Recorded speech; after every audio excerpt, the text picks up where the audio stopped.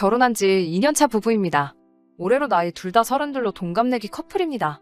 신랑도 장남, 저도 장녀예요.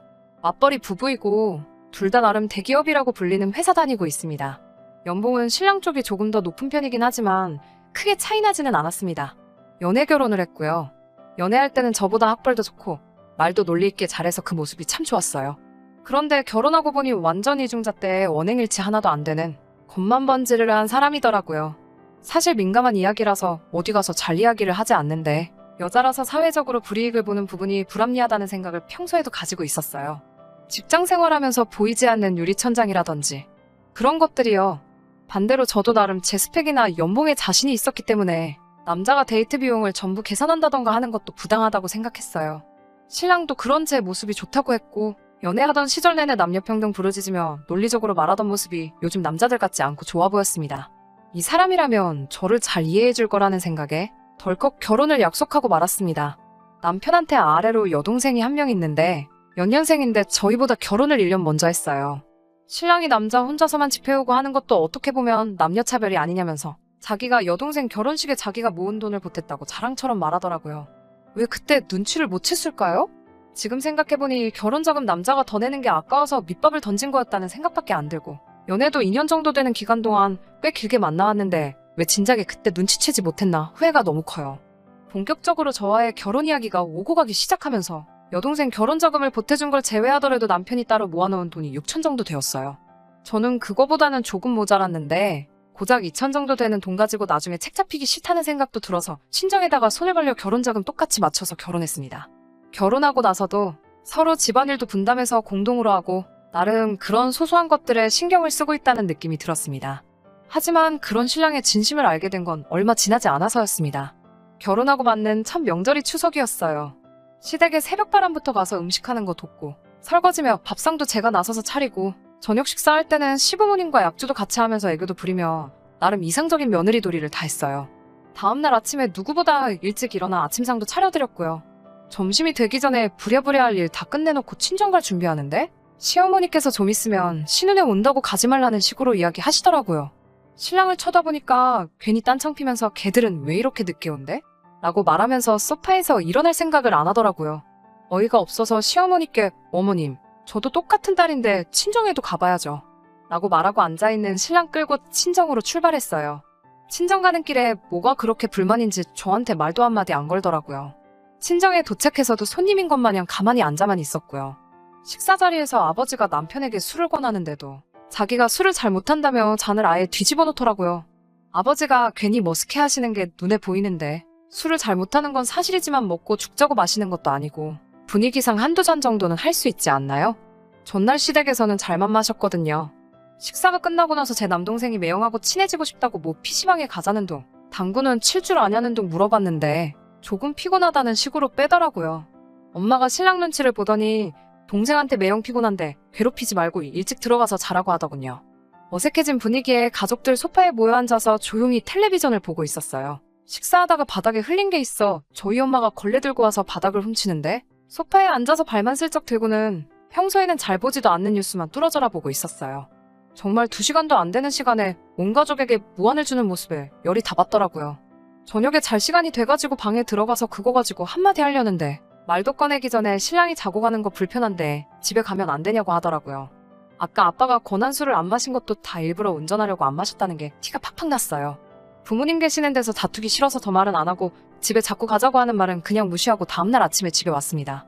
집에 와서 참다 너무 화가 나서 나는 시댁에서 할 도리 다 했는데 너는 어떻게 그럴 수가 있냐고 하니 친정 식구들이 어색해서 그랬다네요. 누군 시댁에서 안 어색하냐고.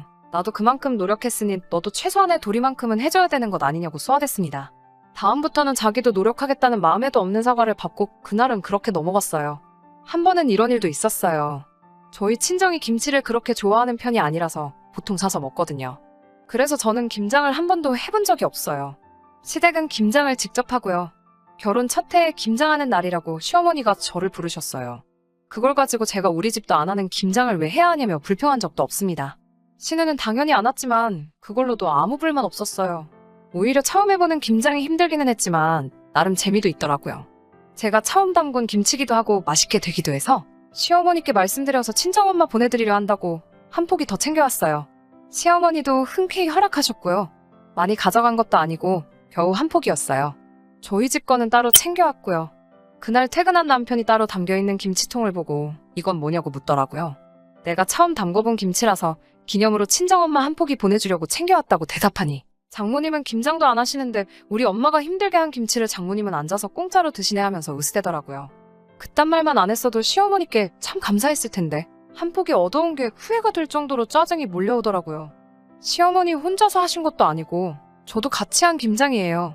물론 50포기나 되는 배추 절이고 다듬는 거 시어머니 혼자 다 하신 게 맞지만 배추값은 물론이고 그런 것까지 다 감안해서 용돈까지 두둑히 챙겨드렸습니다. 처음 하는 김장이라 재밌다고 말씀은 드렸지만 저도 그만큼 허리도 아프고 나름 힘들었어요. 너무 짜증이 나서 너한테 그딴 소리 들으려고 다녀온 거 아니라고. 이런 식으로 나올 거면 내년부터는 시댁에서 김장할 때 저는 가지 않겠다고 했습니다. 그 말에 신랑은 자기가 틀린 말 한 거 있냐며 입에 거품을 물면서 달려들더라고요. 제가 안 가면 지네 어머니 혼자 김장을 하라는 소리냐면서 소리를 바락바락 지르더라고요. 우리 결혼하기 전에도 혼자 하셨던 거 아니냐고. 그게 대체 뭐가 문제가 되는 거냐고 했더니 우리 결혼해서 그만큼 김장을 더 하시는 게 아니냐고 하더라고요. 그러면 신우는 왜 안 왔냐고 따졌어요. 신우는 신우네 시댁에 있지 않느냐고. 걔도 거기서 며느리 노릇 잘하고 있는데 남들 다 하는 거 가지고 너는 왜 생색이냐는 듯이 화를 냈어요. 며느리가 김장할 때 돕고 하는 건 당연한 거 아니냐고 하면서 말이죠. 얼핏 들으면 틀린 말 하나 없어 보이지만 저는 좀 어이가 없었습니다. 그날 담근 김치 중 제가 받아온 건 친정엄마 드리려고 가져온 것까지 포함해서 4포기였어요. 아버님이랑 둘이서만 계시는데 김장을 왜 이렇게 많이 담그냐고 질문했던 말에 시어머니는 동네 사람들 좀 나눠주기도 하고 신은혜가 워낙 김치를 좋아해서 김장할 때마다 20포기씩 가져간다는 말을 하셨거든요. 신우네 시댁에서는 김치를 사 먹는데 꼭 엄마가 해준 김치를 먹어야겠다고. 신우는 시집가서도 엄마 부려먹는다고 농담처럼 다 이야기해 주셨거든요. 그 사실도 다 말해가며 저는 앞으로 김장을 가지 않겠다고 다시 한번 선언했습니다. 친정엄마 한 포기 보내주는데도 이렇게 눈치를 봐야 하는데 신우 먹을 거 20포기나 도와주러 갈 생각 없다고 하니 아무 말도 못하고 가만히 있더라고요. 제가 한 고집 하는 걸 알고 있던지라 나중에는 자기가 말이 심했다고 사과를 했어요. 이미 제 마음은 다 상해버렸는데 그깟 미안하단 말 한마디 듣는다고 나아질 기분이었으면 애초에 이런 걸로 다투지도 않았겠지요. 저한테 미안한 거보다 지네 엄마 김장할 때 혼자 힘들 것 같으니 억지로 하는 사과라는 게 전부 티가 났지만 그냥 다음부터 이런 거 가지고 생색 안 내기로 하고 넘어갔어요. 하지만 진짜 참을 수 없는 일이 생기고 말았어요. 바로 3달 전이었어요. 외가이긴 하지만 제 형제 중에 유일한 여자 형제이고 나이도 비슷해서 제가 평소 친언니처럼 따르던 사촌언니가 결혼을 하게 되었어요. 아직 식날까지는 1달 가까이 남았지만 제 결혼식 하는 것 마냥 기대가 되고 설레더라고요. 옷 입을 거 고르고 신랑도 결혼하더니 살이 좀 쪄서 새 옷을 살펴야 되나 뭐 이런 걱정을 하고 있었는데 언니 결혼식 2주를 앞두고 시어머니한테서 연락이 왔어요. 무슨 남편의 재종형제 누가 결혼식을 하게 되었다고요. 안타깝게도 사촌언니 결혼식 날짜와 똑같은 날이더라고요. 시어머니께 저는 사촌언니 결혼식이 있어서 거기에 꼭 참석을 해야 한다고 설명드렸어요. 시어머니는 안타깝지만 어쩔 수 없다며 그래도 남편이라도 참석하기로 했으니 다행이라는 듯이 말하고 전화를 끊으셨어요. 그런데 남편은 그날 퇴근하고 와서 저한테 불같이 화를 내더라고요. 시어머니께 연락을 따로 받은 건지 다짜고짜 결혼식 안 가기로 했냐면서 저보고 개념이 없다고 하네요. 제가 뭐가 문제냐고. 불참하는 것도 아니고 나는 내 언니네 결혼식 하고 너는 그 결혼식 가면 되지 않느냐고 했어요. 그랬더니 그게 말이나 되는 소리냐면서 자기가 호랍이도 아니고 결혼하고 나서 처음 있는 가족 행사이자 경조사인데 자기 혼자 가는 게 맞냐면서 따지더라고요. 친언니도 아닌데 뭘 챙기느냐면서 같이 가자고 하더라고요. 저도 나도 우리 결혼하고 우리 집에 처음 있는 경조사라고 나도 너랑 같이 가고 싶었지만 사정이 이런데 어쩌겠느냐고 따졌어요. 시어머니께 미리 설명도 드렸고 괜찮다고 하신 데다가 상황이 이렇게 겹쳤으니 각자 가야 할 꼭 하는 게 맞지 않냐고 따지고 친언니도 아닌데 뭘 챙기냐는 말에도 아무리 친언니가 아니더라도 네 재종형제보다는 가까운 친척 아니냐고 심지어 우리 결혼식에 와서 축하해준 사람도 아니고 생전 처음 보는 사람 결혼식을 내 언니 결혼식 내팽개치고 왜 챙겨야 하냐고 따졌더니 이럴 때는 여자가 남자한테 맞추는 게 당연한 거 아니냐는 식으로 나오더군요. 결혼할 때 남녀평등 외치던 게 누군데 전부 다 나한테 맞추라는 거냐고 했더니 앞으로 제가 아이를 갖게 되면 자기 혼자 외벌이를 하게 될 텐데 그땐 자기 혼자서만 돈을 벌어다 주니까 그때부턴 남자가 손해보는 거라고 그때가 되면 자기가 혼자 돈 벌더라도 아무 말도 안 할 테니 지금부터 남자한테 맞추라는 말도 안 되는 소리를 하더라고요. 아직까진 시집을 오는 거지 결혼을 하는 게 아니라고. 뭘 좀 똑바로 알고 떠들라는 말까지 하니 그 순간부터는 더 말도 섞기 싫었어요. 남녀가 공평해야 하는 세상이 와야 한다고 부르짖던 놈 입에서 나올 소리라고는 상상도 할 수 없었습니다. 제가 애 안 낳을 테니까 어디 한번 공평하게 살아보자고 하고, 아무튼 그 결혼식은 갈 생각 없다고 다시 한번 못을 박았어요. 그랬더니 아이를 안 가지겠다는 그 말에만 꼬투리를 잡으면서 그러면 그거 사기 결혼이라고, 저보고 생각이 있으면 뭐가 옳고 그른지는 알아서 좀 판단하라고 하더라고요.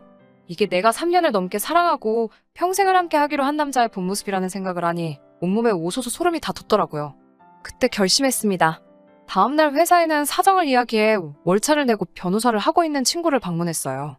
일부러 그런 건 아니고 남편이랑 잦은 말다툼을 할 때마다 그런 말 한 적 없다는 듯이 발뺌하는 경우가 종종 있어서 언젠가부터 말다툼한 거를 전부 녹음해놨거든요.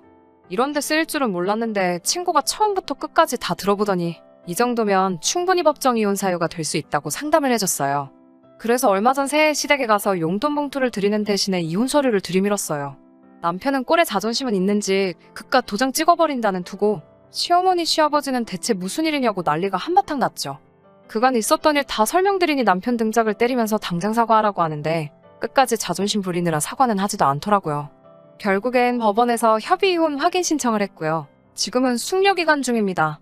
텔레비전에서 사주 후에 뵙겠다는 게 이런 제도 때문이었나 싶더라고요. 물론 이 결정 절대 물을 생각은 없습니다.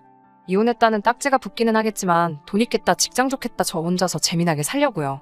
시부모님도 좋은 분이시고 아직도 저한테 생각 바꿀 마음 없냐고 자주 연락이 오긴 하는데 남편 꼬라지를 보아하니 고집 부리느라 절대 남편이 먼저 바뀔 마음은 없을 것 같네요. 저도 포기했어요. 시어머니가 그래도 그간 수고 많았고 고생했다고 힘들건 알지만 종종 소식 전하면서 지내시자고 하는데 마음은 조금 아팠어요. 그래도 이 이중인격 같은 남편과 영원히 이별할 수 있으니 속이 너무 후련하고 좋네요. 끝까지 들어주셔서 감사합니다. 오늘의 사연은 여기까지입니다. 구독과 좋아요, 알람 설정 부탁드리고 더 좋은 사연으로 다시 찾아뵙겠습니다. 감사합니다.